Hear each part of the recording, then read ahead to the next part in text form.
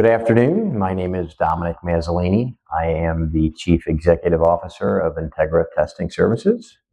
Thanks for having me. My very first job, not anyone is going to know this, is I was a paper boy. I had a paper route, the News Herald, in French Hollow with my brother Mike, and we delivered papers, and we were both deathly afraid of dogs, so it was a challenge every day. Yeah, from those days as a paper boy in French Hollow to where I am now, a lot of hard work, a lot of different jobs, and a lot of luck. So how did I get it started in the industry that I'm currently in? Great story. I had a landscaping business at the time, and I was renting space from two gentlemen that started a business. And the building that we were in, I had was very, very high ceilings, and the walls were only 8 feet, but everything was open to above, so you could hear everything within that building. And I used to come in and talk to customers on the phone. I'd be in there in the mornings getting the crews ready to go, and the two owners of the company was called Fulton Associates. Were in there working and doing their jobs, and one day they stopped me. It was a Saturday morning. The crews had gone. I had taken a couple of customer calls.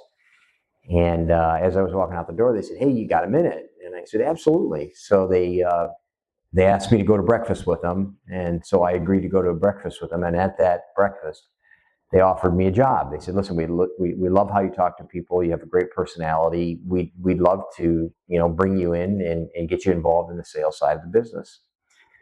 So I took the job with the promise that I could do both, that I could learn their industry and continue to run my landscaping business. So I accepted the job, and my starting pay rate at the job was $9 an hour. And about 2 months later, they said, "Well, we think you spend a little bit too much time in the landscaping business." So that quickly faded away, and that's how I got started with Fulton Associates, which is now Integra Testing. So after that, I quickly learned the business, and I took over sales and grew the company pretty quickly within 3 years, made a lot of relationships. Took the company from 3 employees up to 10. And after being with those guys for 3 years, they asked me to become a partner in the business. They recognized the value, and they really wanted to keep me and have me as a partner. So I thought they were going to grant me stock and just give it to me for the grace of being such a nice guy and good at my job. No, they actually put a value on the business and asked me to buy in. And so at that time, I decided it was a really, really good move, a positive move to do that. So I had a small house, and I refinanced that and got the money out. I borrowed money from whoever would give it to me, and I bought in for 20% of the company. After I bought in, things went south. We had a tough competitor move into town. Prices were going down. We were trying to keep our guys busy. It was tough economically. And at that point, I had decided we needed to change our business model. In order to grow the company, get out of debt, and be competitive, we changed our business model. And with that business model change, we started really orienting to the end user, to the customer, rather than being a middleman. Traditionally, we were a middleman working as a subcontractor for one of the owner's representatives.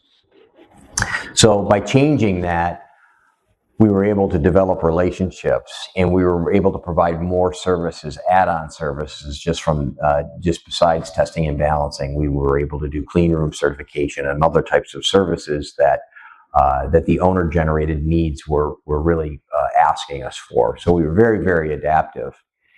And in 2015, I bought the remaining partner out of Fulton, and by that time, we had grown to about 30 employees, and we had a great business model. We had really good people, good employees. who helped us get to this. I certainly don't take credit for all of it. We had a lot of really good people.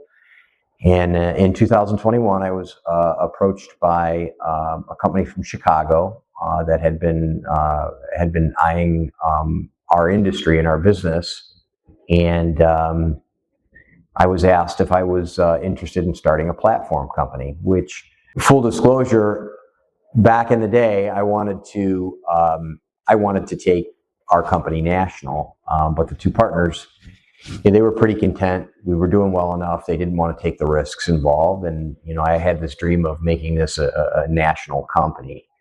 And so as things got better over the years and we were successful, that dream kind of faded away. And so when I was approached in 2021, that dream came back. And it really ignited my senses to be able to actually accomplish a dream that I had always thought would never happen. So I was approached, and I partnered with Keystone Capital, and we started a platform of Integra, and we've since then started acquiring businesses across the country. We've done 19 acquisitions, and we are now 800 employees. The moment that I said I'm actually doing this was when the platform kicked off in November of 2021.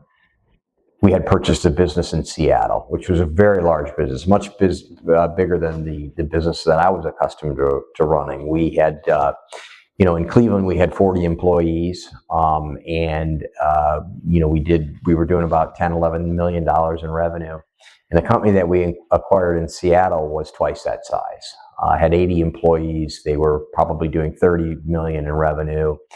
And all of a sudden, my world doubled in size within that day. And I'll never forget getting on the plane to go to Seattle to show these people that I know what I'm doing, and I'm going to show them how to operate. We had a Class A company. I'm going to go in there and show these guys how it's done.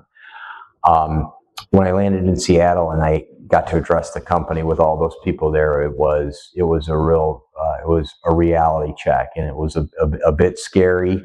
But I learned a lot on that trip.